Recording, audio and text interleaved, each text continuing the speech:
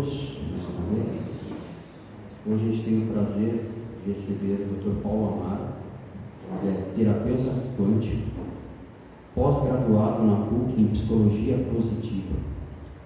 E a palestra, o tema da palestra é Depressão, a linguagem do acolhimento. Que nós possamos cobrir com os nossos melhores pensamentos. Boa noite a todos, meus irmãos e irmãs. Que a paz de Jesus se faça presente aos nossos corações. Hoje nós vamos falar um pouquinho sobre depressão. E é algo que infelizmente nós não podemos florear muito, mas é um assunto que se faz muito necessário a se falar com a humanidade. Hoje, quando nós falamos de depressão, nós entendemos muitas vezes que é uma tristeza, uma angústia, uma solidão. Sim, é um sintoma. Não podemos esquecer que a depressão hoje é nomeada como uma doença. Então, não é apenas os sintomas que existem da depressão, já é uma doença. E nós temos que aprender a distinguir quando é tristeza e quando é depressão. Tristeza, todos nós sentimos na vida, em qualquer momento. Algumas vezes, num luto, por exemplo, nós sentimos tristeza, mas não necessariamente é uma depressão. Porém, pode se tornar uma depressão, mas não necessariamente é, porque é uma dor, é a saudade de querer abraçar, de querer ouvir, de querer tocar novamente a pessoa. Então, como eu defino quando é uma tristeza comum e uma depressão? Afinal de contas, a tristeza está muito ligada à depressão. Define-se como depressão quando nós temos uma tristeza profunda, prolongada por 15 dias ou mais. Aí se torna uma depressão patológica. Ok? Então, todos nós, eu e qualquer um de vocês que estão aqui, podemos sentir tristeza a qualquer momento da vida. Então, que a gente não esqueça que, hoje eu estou me sentindo triste, amanhã também, mas depois passa, daqui um mês volta novamente. São sintomas da vida. A mesma coisa a ansiedade. Nós confundimos muito, da ansiedade normal para a ansiedade patológica. A ansiedade comum é aquela que nós vamos muitas vezes viajar. Você começa a fazer os planejamentos da viagem e você fica ansioso para ir viajar. Vou fazer uma apresentação, você fica ansioso para fazer essa apresentação. Agora, se eu vou fazer alguma coisa e aquilo me paralisa, aí se torna uma ansiedade patológica. Quando eu digo de patológica, é quando nós precisamos de um tratamento. Ok? Então, a depressão ela pode vir munida de uma tristeza profunda, muitas vezes sem explicação nenhuma, de uma angústia, onde muitas vezes a gente não consegue enxergar nada à nossa volta. E eu sempre falo que só sabe o que é depressão quem passa ou quem já passou. Ponto. Você pode saber na teoria, mas na prática não sabe. Porque é uma dor extremamente profunda e que não tem como explicar. Nem cientificamente existe hoje algo que explique essa tristeza e essa angústia profunda da depressão. Porque quando nós falamos disso, nós estamos falando da dor da alma. E nós mexemos muitas vezes em feridas que estão ali e que doem profundamente. Eu, por muito tempo na minha vida, escondi as minhas dores, as minhas fragilidades, porque eu achava que ninguém poderia saber o que se passava comigo. Então sempre fiquei atrás de um véu, onde eu acordava de manhã, colocava uma máscara de que eu estava feliz e que estava tudo bem. E quando eu estava sozinho, era o momento onde eu chorava, ou ia para o chuveiro, eu chorava, eu ia dormir no travesseiro, era meu companheiro de choro, mas ninguém sabia absolutamente nada. Porque como é que eu ia expor para as pessoas que eu estava sofrendo se eu estava à frente de um trabalho ajudando pessoas? E aí eu tinha uma ideação de que se as pessoas soubessem que eu estava sofrendo, elas iriam perder a confiança no que eu fazia. Mas como que um terapeuta pode estar com uma depressão? Como que ele vai ajudar o outro que tem depressão? Então eu me escondi por muitos anos na minha vida. E eu tive um esgotamento mental. Eu estava na estrada e eu tive uma crise de choro compulsiva, do nada. Foi quando eu tive meu primeiro esgotamento mental. Por quê? Porque foi um momento em que eu escondi tanto isso na minha vida que quando eu coloquei para fora, eu já esgotei. E ali eu coloquei tudo para fora o que eu estava sentindo. E ali, para mim, já nesse primeiro esgotamento mental, a vida já não fazia mais sentido. Para mim estava tudo preto e branco. Eu não tinha mais o sentimento de pertencimento à Terra. E eu me questionava: o que eu estou fazendo aqui? Por que estar aqui? A vida para mim já não fazia mais sentido. Isso com todo o conhecimento que eu tinha da teoria das minhas formações, na faculdade, na pós-graduação, e todo o conhecimento da doutrina. Ainda assim, para mim nada fazia mais sentido. E aí, você pode, pessoal, ter todo o conhecimento do mundo, você pode saber sobre o que você estudou, sobre o conhecimento da doutrina, mas a depressão é algo muito mais forte do que você. Você não tem controle sobre ela. É orgânico, é químico, é fisiológico. É algo do seu organismo isso. Algumas vezes vem de forma hereditária, não necessariamente todas as vezes, porque no meu caso eu não tinha ninguém na minha família que teve, como tem pessoas que têm e que também puxa, essa questão da genética. E eu, por muito tempo, eu tinha uma ideação de que eu tinha que salvar o mundo. E que a prioridade sempre eram as outras pessoas e não eu.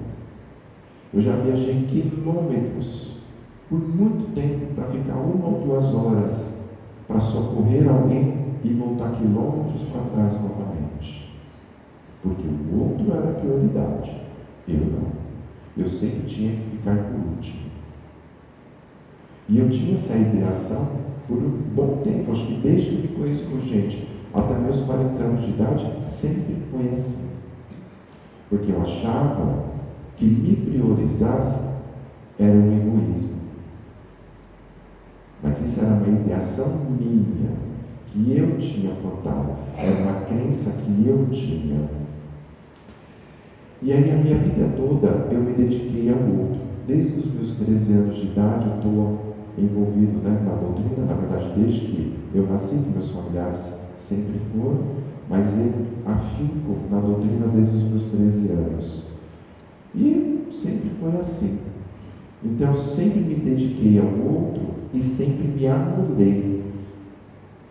Por quantas vezes eu falava sim para o outro, onde eu queria dizer não?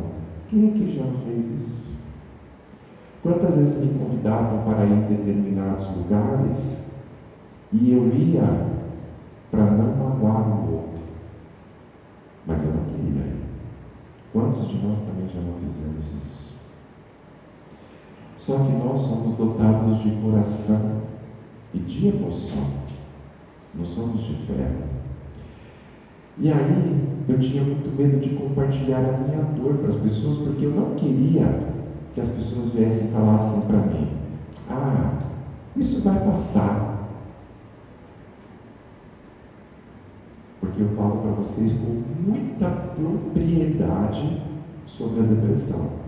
Porque eu tenho a teoria e eu tenho a prática. Eu não queria ouvir isso, que iria passar. Até porque, por todos os estudos e pela prática que eu vivo, eu posso afirmar para vocês que a depressão ela não tem cura. Você aprende a administrar ela. Mas ter cura, não. É como um problema de hipertensão, é como um problema de diabetes, é como um problema para qualquer outra doença física que a gente tem. Só que muitas vezes nós não damos muita atenção para a pessoa que está passando pela depressão, porque ela não sangra fisicamente. E aí a gente não dá atenção para ela. Não sei se vocês já ouviram falar de um cantor chamado Lucas Luco. Ele postou recentemente falando assim: eu morri em junho e ninguém soube, porque não sangrou, por conta de uma depressão profunda. E eu só queria o poder da presença. E quando eu falo do poder da presença, eu queria que a pessoa só estivesse ali do meu lado. Ela não precisava falar absolutamente nada. Eu queria que a pessoa me ouvisse sem julgamento. Porque quando nós falamos de depressão, gente, o que mais se ouve por aí é preconceito. Quantas vezes a gente ouve falar: é frescura, pega uma enxada, vai cair, é uma falta de louça para lavar. Por vezes a gente vê pessoas falando isso. E eu não queria, eu só queria ser ouvido. Foi quando 15 dias depois dessa primeira crise que eu transbordei, que eu passei do meu limite, eu fui muito mais além. Eu transbordei do meu limite, eu cheguei numa crise extremamente profunda. E eu estava em Londrina, no Paraná, eu estava trabalhando. Eu saí mais cedo do trabalho, porque naquele dia eu não estava bem. Fui para o hotel. Era um hotel onde tinha muitos andares. Eu estava no 35º andar. E eu tive lá uma crise de 7 horas de choro compulsivo, sem parar, ininterrupto. A cama do hotel parecia que tinha jogado muita água, de tanto que eu chorei. Foi onde eu tive a tentativa de suicídio. Subi na janela, no 35º andar, e ali eu estava pronto para me jogar. Antes de eu subir na janela, eu liguei para 4 pessoas. 3 não me atenderam e a última que me atendeu disse que não podia falar comigo porque estava ocupado. Na minha cabeça, porque neste momento você fica cego, surdo, mudo, você não enxerga absolutamente nada. Como eu falei, a depressão é algo muito mais forte que você não tem controle. Não tem, você pode ter o maior conhecimento do mundo, você não tem controle. E aí eu falei: bom, então ninguém está se portando comigo mesmo, eu não faço falta para ninguém mesmo. E subi na janela. 3 horas depois de choro compulsivo, eu pensei: bom, eu vou fazer a minha última tentativa. Eu vou ligar para o CVV, já ouviram falar? Centro de Valorização da Vida, que quem faz esse trabalho é um trabalho lindíssimo. Eu digo que é um trabalho de Deus. Liguei. Quando eu liguei, veio uma mensagem automática dizendo assim: você é o 19º a ser atendido. Eu não vou esperar 19 pessoas para ser atendido. E em 10 segundos, alguém me atendeu. 10 segundos. E eu pensei, bom, não é possível que 19 pessoas na minha frente em 10 segundos ia passar. Aí eu já pensei, é o primeiro sinal de Deus. Mas não nessa hora que eu pensei, tá? Isso lá na frente depois. Aí a pessoa me atendeu. Eu fiquei mais 4 horas com ela no telefone, só chorando. Eu não falei absolutamente nada com ela. Abre parênteses, já volto no CVV. Eu tive uma amiga muito querida, que eu considerava como minha segunda mãe. Ela se chamava Cida. Ela desencarnou. E ela me ligava todos os dias, de domingo a domingo, para dizer que me amava. Tanto que ela desencarnou com o telefone na mão, que ela teve um infarto fulminante, falando comigo. Voltando, fecha parênteses, voltando ao CVV. E lá, a pessoa falando, não lembro nada do que ela estava falando, eu estava em crise. E aí ela me pega e diz assim, olha, eu vou ter que quebrar o protocolo do CVV. Eu vou ter que quebrar o script do CVV, porque senão eu não vou conseguir te salvar. E ela me diz assim, olha, Paulo.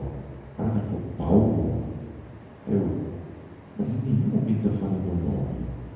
Mas eu pensei, tem identificador de chamadas, aparece meu número, meu nome, ok. E ela me diz assim, aqui do meu lado tem uma pessoa que se chama Cida. Aí, opa, foi a hora que eu recuei, que eu consegui respirar, centralizar e ouvir o que ela estava dizendo. E ela falou assim, ela está mandando te dizer que não é para você pular da janela. Como ela sabia que eu estava na janela, se em nenhum momento eu falei isso para ela? E para colocar a cereja no bolo, ela ainda diz assim, e ela está mandando te dizer que ela continua te amando todos os dias. Aí para mim, foi a gota d'água, foi o que fez eu sair da janela. E ali ela ainda continuou conversando comigo, me acalmando, eu fui respirando, fui acalmando. Ela fez a prece de cartas comigo no telefone, fizemos uma prece junto, ela leu o Evangelho, ela quebrou todo o protocolo do CVV. Mas olha como o Papai do Céu é bom.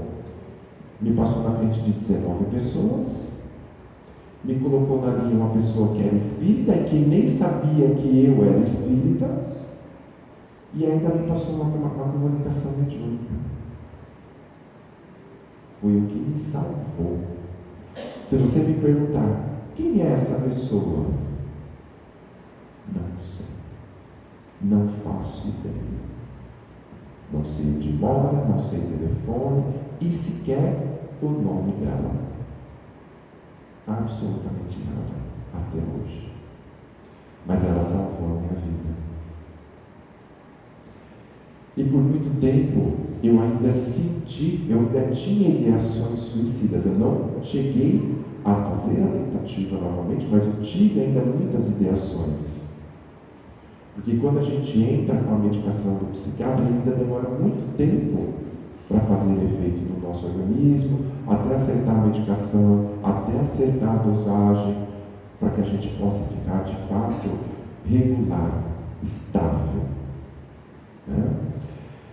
E aí, naquele momento em que eu estava ali no quarto, que eu fui me acalmando, eu só pensava em uma coisa: eram os meus pais que são vivos. Os meus pais moram em chácara e eles cozinham divinamente no fogão a lenha. Fogão a lenha, comida, acho que todo mundo sabe o quanto é bom. E só passava na minha cabeça: eu não vou conseguir mais comer a comida dos meus pais, não vou poder beijá-los, não vou poder dizer o quanto eu os amo, e vice-versa. Era só isso que eu conseguia pensar. Ainda assim, na janela eu dizia: pai, mãe, me perdoe, mas eu não consigo mais viver neste mundo. Então, é algo muito mais forte do que você. Lembre-se, olha, eu tenho todo o conhecimento da consequência que eu ia ter com o conhecimento da doutrina, com os conhecimentos médicos, tudo, ainda assim foi muito mais além do que eu podia imaginar.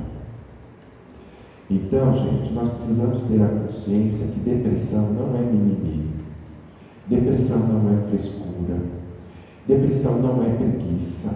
E o principal que falaram muitas vezes para mim, ainda mais eu que fundei 4 casas espíritas, vieram falar para mim que isso era falta de Deus. Eu disse, para mim, meu amigo, isso quer dizer que é falta de Deus? Eu acho que o Deus que você conhece é bem diferente do Deus que eu conheço. Não é falta de Deus. A fé, ela não nos deixa imune de passar pela depressão. Eu ainda assim, mesmo passado por tanta dor e sofrimento, agradeço a Papai do Céu, porque isso me deu uma bagagem violenta para que eu pudesse ajudar outras pessoas que estão passando por este processo. E nós não podemos nunca nos esquecer que é assim. Se algum de vocês convive com alguém que tem depressão, cuidado com o que você fala para esta pessoa. Só diga assim: olha, eu estou aqui, recebo o meu amor, recebo o meu carinho, eu não vou soltar suas mãos. É isso que a gente quer ouvir. Eu tenho uma certificação pelo Hospital Israelita Albert Einstein em transtorno ansioso depressivo. E lá, nos estudos que eles nos trouxeram, um dos maiores índices de doenças e transtornos mentais é pela falta e ausência de um estímulo afetivo familiar. Ou seja, nós que estamos à volta de alguém que tem depressão, precisamos ser o pilar desta pessoa. A pessoa que está passando pelo processo de depressão, ela não é, entre aspas, o que eu vou chamar aqui, que é um nome infelizmente muito ruim, vagabundo. Ela não é.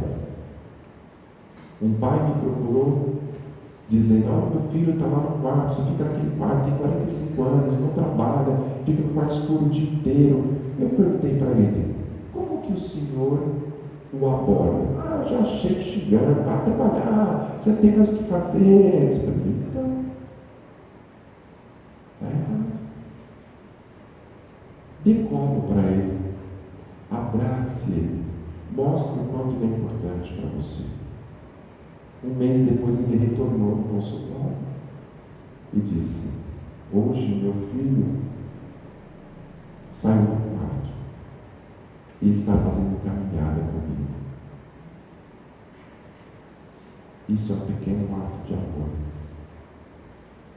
Nós temos que aprender a acolher as pessoas que estão passando por esta doença. E aí, nós também temos que aprender a respeitar o limite da pessoa. Então, assim, se a pessoa, você faz o convite e a pessoa não quer ir, está tudo bem, você convida, mas não fique naquela insistência, porque é pior.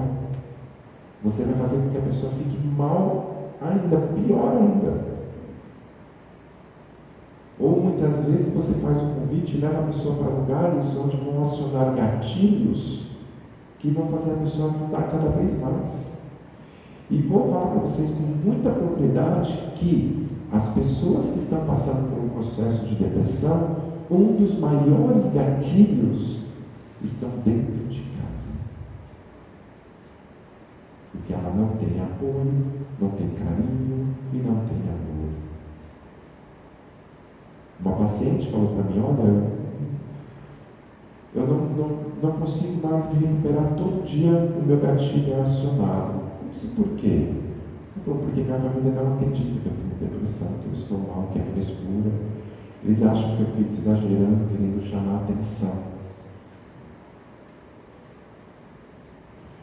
Então, infelizmente, o nosso mundo, pessoal, muito egoísta, falta muito amor, não tem reciprocidade mais entre as pessoas. Isso está muito defasado ainda. E não vamos ser hipócritas, né? Porque quando nós damos amor para alguém, é fato que você quer receber o amor de volta. É reciprocidade. Mas infelizmente existe muita individualidade. E isso é muito grave para uma pessoa que está passando pelo processo desta dor. Tem um livro de uma repórter chamada Leila Ferreira, da Globo, que eu tive o prazer de conhecê-la pessoalmente, onde ela tem um livro chamado Viver Não Dói. E o título do livro me deixou muito integrado, me deixou pensativo. Fiquei, poxa, viver não dói? E eu abri a primeira página do livro e estava escrito assim: viver não dói. Quem disse que não dói? A vida é osso duro de roer. E ali ela conta a história dela, que ela passou pela depressão e ficou muitos anos na cama. E olha que ela estava no auge como repórter da Globo. E aí a mãe dela, que não tinha conhecimento nenhum, não tinha estudo nenhum, passava na porta do quarto dela e dizia assim: coei café, comprei uva. Porque ela sabia que a filha gostava de café, ela sabia que a filha gostava de uva. Era uma forma de demonstrar o amor dela. Recentemente, não sei se vocês acompanharam, o padre Fábio de Mello, agora recentemente, comentou que está numa depressão profunda novamente. Ele ainda repete, novamente.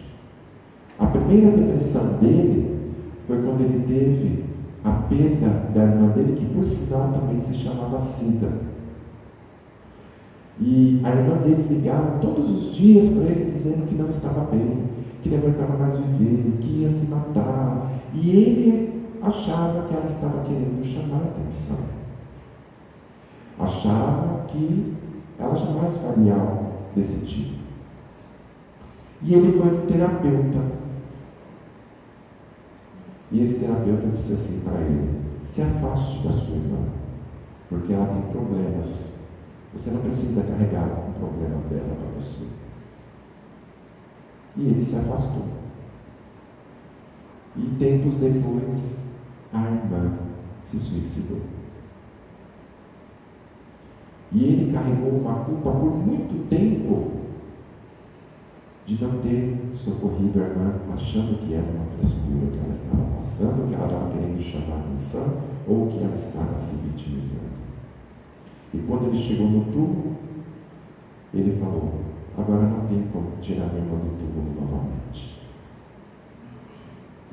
Tempos depois ele entrou numa depressão profunda, com síndrome do pânico e uma ansiedade generalizada.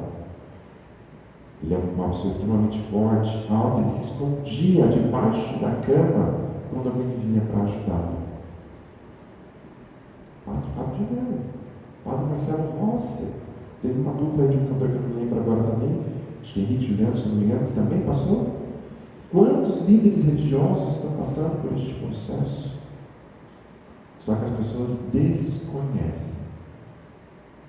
E por trás de todo ser humano existe uma dor, que a gente também não conhece essa dor.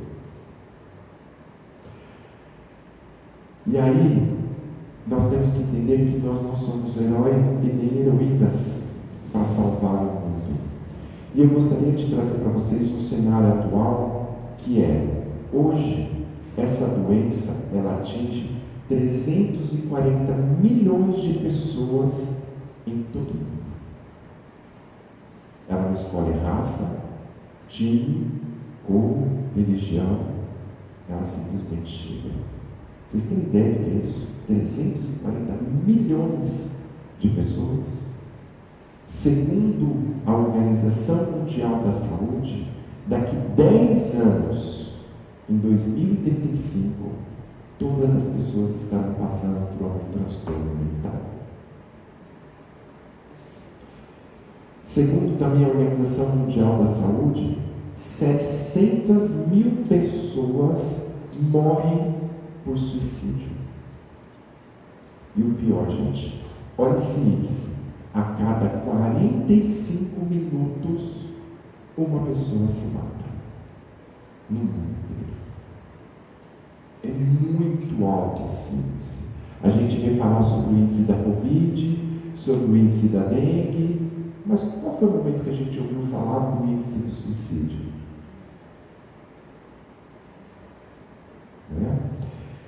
E o que nós devemos então fazer com as pessoas que estão passando pela dor da depressão? Primeiro, esteja presente, olho no olho, não no celular. Uma vez eu estava com uma pessoa que não estava bem, e aí ela no celular, e eu colocando minha dor para fora, e eu peguei isso assim: eu vou me matar. Ela falou: verdade. Verdade. Ela estava então prestando atenção no que eu estava falando. E infelizmente hoje essa tecnologia, se você não usar de forma boa, se torna também uma doença que se chama nomofobia, que também é uma doença. Então é olho no olho. Seja empático. Agora vamos falar sobre empatia. A definição de empatia hoje que tem por aí é, se você procurar a definição que tem, se colocar no lugar do outro. Ok? Perfeito. A pergunta que eu faço é: tem como eu me colocar no lugar do outro? Tem como eu saber a dor que o outro está sentindo? Eu acredito que dor é dor, e dor não tem como medir. Né? Então eu fiz uma nova definição para a empatia. Empatia é você validar a dor do outro sem julgamento. É você falar assim para a pessoa: eu sei o que você está sentindo, eu sei que é verdadeiro, eu sei que essa dor existe, mas eu quero que você saiba que eu estou aqui. E eu não vou te julgar pelo que você está sentindo. Não vou dizer que é uma frescura. Ontem estava dando uma palestra aqui em Santos, numa outra casa espírita, e uma pessoa me disse: olha, para mim sempre foi uma frescura. Segundo, reforçar de que a depressão tem tratamento. Nós temos que quebrar o tabu, gente, de procurar médico especialista, psiquiatra, psicólogo, terapeuta. Nós temos que quebrar isso, porque não é para louco, né? É para que possa realmente te ajudar. Eu até brinco que se eu pudesse ir um psicólogo, um psiquiatra, todo dia eu ia, porque todo dia eu tenho um desafio para resolver. Todos nós temos. Temos que quebrar esse preconceito que existe, onde uma medicina hoje preparada pode te auxiliar com uma ação medicamentosa, muitas vezes, que pode salvar a tua vida. Recentemente, agora o Padre Fábio, que eu acompanhei nas redes sociais, ele postou nos stories dele que ele está tomando novas medicações, porque ele não está conseguindo superar, não está conseguindo levantar. Ele foi para um show semana passada, teve que tomar 5 ansiolíticos, e ainda assim não conseguia, estava passando mal. Percebe como não é a fé que vai fazer você não passar por isso? E vou dizer para vocês que quem está nesta dor, neste momento, duvida até de Deus, tá, gente? É comum esse sentimento, porque eu também tive. Na hora eu também questionei: e aí, Deus? Você não é o Todo-Poderoso? Cadê você? É questionador, é comum sentir isso, porque você perde a noção de tempo, espaço e direção. Depois, não ignore comentários suicidas. Já ouviram falar assim: ah, quem vai se matar não avisa? Cachorro que late não morde? Cuidado, porque isso foi por água abaixo. Existe sim. Tá? A pessoa às vezes não fala diretamente que vai se matar, mas se alguém já te falou, sinal de alerta, porque ela pode fazer isso. Tá? E aí, nós temos também um índice que diz o seguinte: que metade das pessoas que tentam se matar realmente conseguem. Metade das pessoas que tentam conseguem. Além disso, 35% das tentativas de suicídio mal sucedida, ela refaz normalmente dentro de um ano. Olha o perigo disso. Quando muitas vezes a gente acha que está tudo bem e na verdade não está. Mas Paulo, tem pessoas que, como você, colocou máscara, tem pessoas que chegaram para mim e falaram: eu nunca podia imaginar que você teria uma tentativa de suicídio. Pois é, eu dei sinais. Eu falei para algumas pessoas que eu também não estava bem. E quais são os sinais que a pessoa dá quando ela não fala? Pessoa que muitas vezes é muito sociável e ela começa a se isolar. A pessoa que come muitas vezes muito e começa a comer pouco, ou vice-versa, come pouco e começa a comer muito. Começa a ter uma abundância de exageros de coisas que ela não tinha. Então são pequenos sinais que ela vai te dando que ela vai cometer suicídio. E se ela não tiver o seu apoio, como família, como um amigo, seja o que for, ela vai realmente cometer o suicídio. Eu sei que é muito ruim a gente falar sobre isso, mas é necessário falar sobre isso. Muito bem, seguindo, não julgar. E quando nós falamos de não julgar, quando a pessoa vier falar com você, é ouvir, e se você não tiver o que falar, fique em silêncio, só esteja presente.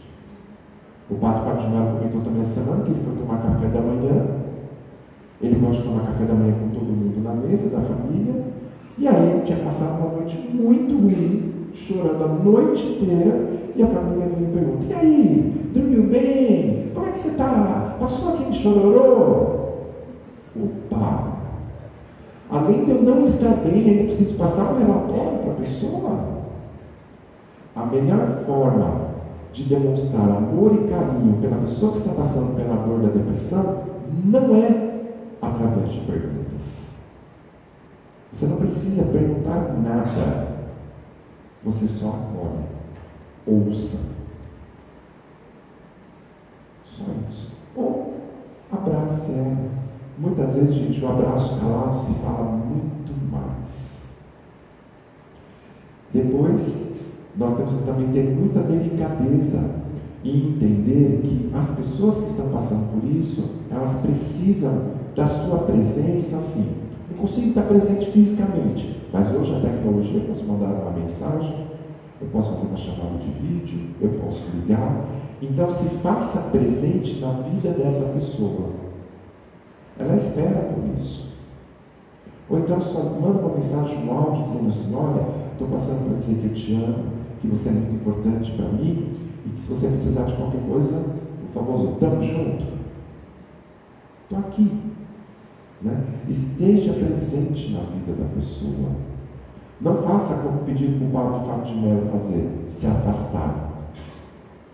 Eu sei que é desafiador para a família ter que ficar ouvindo muitas vezes, porque eu também não queria ficar falando com as pessoas o que eu estava sentindo, porque era sempre a mesma coisa. E eu falo: por que eu vou falar? A pessoa já sabe o que eu estou sentindo, por que eu vou ficar repetindo? Então eu não queria falar, mas eu queria muitas vezes conversar com outra pessoa que nunca tinha me ouvido, para que eu pudesse colocar para fora. Entende a importância da terapia?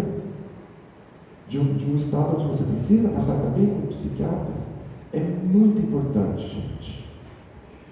Não minimize a dor da pessoa. Cuidado em falar: isso daí todo mundo tem. Isso daí, momentos difíceis todo mundo tem, isso vai passar. Não use frases prontas. Né? E principalmente a pessoa que, quando ela está ali colocando a dor dela, se ela está chorando, ouça, principalmente com mais atenção ainda, porque isso significa que está doendo muito nela. Pode não estar doendo em você, mas nela está doendo muito. Então ouça com muita atenção. Porque tem gente que não consegue externalizar, né? Mas por dentro está comendo. Às vezes você acorda super bem, chega na metade do dia, você já está trapo de novo, você já está mal de novo. E é comum. E está tudo bem não estar bem. Eu demorei muito para entender isso também, em nomear os meus sentimentos, as minhas emoções e elaborar isso novamente. Porque para mim eu não podia ficar mal. Então hoje não, eu entendo que está tudo bem não estar bem. Né? E se a gente demonstra para a pessoa que você não está se preocupando com ela ali, você acaba deixando ela mais retraída e pode atrapalhar até o tratamento que ela esteja fazendo. Cuidado com os convites que você faz para ela. Ficar levando ela para barzinho, para beber, usar drogas e coisas do tipo, porque piora mais ainda também a situação dela. E eu encerro trazendo 2 trechos de música hoje para nós, para fazer esse fechamento, onde diz o seguinte. Uma é do Vanderly, onde Deus possa me ouvir, e diz assim: sabe o que eu queria agora, meu bem? Sair, chegar lá fora e encontrar alguém que não me dissesse nada, que não me perguntasse nada também, que me oferecesse um colo, um ombro, onde eu desaguasse todo o desengano. Mas a vida anda louca. Meus amigos são amigos de ninguém. As pessoas andam tristes. Sabe o que eu queria agora, meu amor? Morar no interior do meu interior, para entender por que se agridem, se empurram para o abismo, se debatem, se combatem sem saber. E o outro trecho de uma outra música, que é Deus Cuida de Mim, do Kleber Lucas, onde ele diz: eu preciso aprender um pouco aqui, eu preciso aprender um pouco ali, eu preciso aprender mais de Deus, porque é Ele quem cuida de mim. Se uma porta se fecha aqui, outras portas se abrem ali. Eu preciso aprender mais de Deus, porque é Ele quem cuida de mim. E eu fecho dizendo: Deus cuida de nós. Muito obrigado.